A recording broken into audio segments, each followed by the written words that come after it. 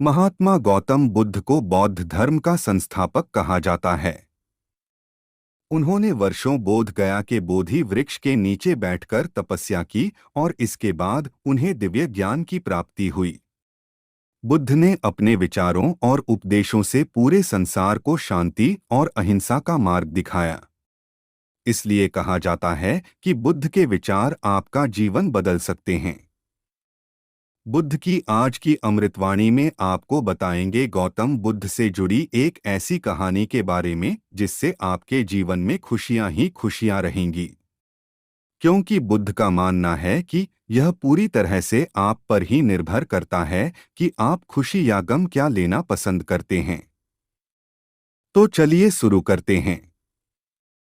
एक बार बुद्ध एक गांव से गुजर रहे थे, लेकिन उस गांव में लोगों के बीच गौतम बुद्ध को लेकर गलत धारणा थी, जिस कारण वो बुद्ध को अपना दुश्मन मानते थे। जब उस गांव में बुद्ध आए तो गांव वाले उन्हें बहुत भला बुरा कहने लगे और बद्दुआएं देने लगे।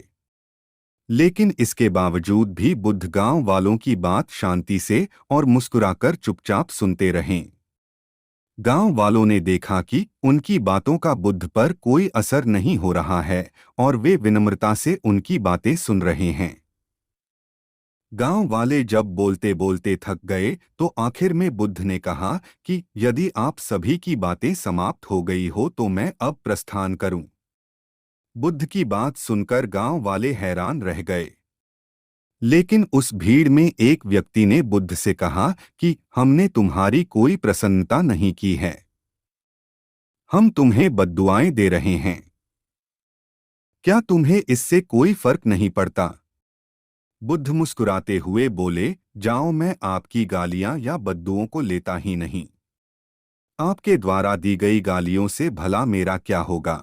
जब तक कि मैं आपकी गालियों को स्वीकार ही नहीं करता इसका कोई परिणाम ही नहीं होगा। जानते हैं, कुछ दिन पहले एक व्यक्ति ने मुझे बहुत सारे उपहार दिए, लेकिन मैंने उसे लेने से मना कर दिया। जब मैं लूंगा ही नहीं तो कोई मुझे कैसे दे पाएगा?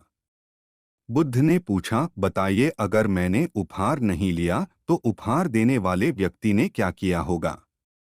भीड़ में से किसी ने कहा, व्यक्ति ने अपने उपहार को अपने पास रख लिया होगा। बुद्ध ने कहा, मुझे आप सब पर इसलिए दया आती है क्योंकि मैं आपकी इन गालियों को लेने में असमर्थ हूं और आपकी ये गालियां आपके पास ही रह जाएगी। सीख। भगवान गौतम बुद्ध के जीवन से जुड़ी इस कहानी से यह सीख मिलती है कि हम अक्सर अपने दुखों का कारण दूसरों को समझते हैं, लेकिन असल में यह हम पर ही निर्भर करता है कि हम वास्तव में क्या लेना चाहते हैं, खुशी या गम, उदासी या मुस्कान। यकीन मानिए, ये छोटी सी कहानी जीवन में एक बड़ा बदलाव ला सकती है।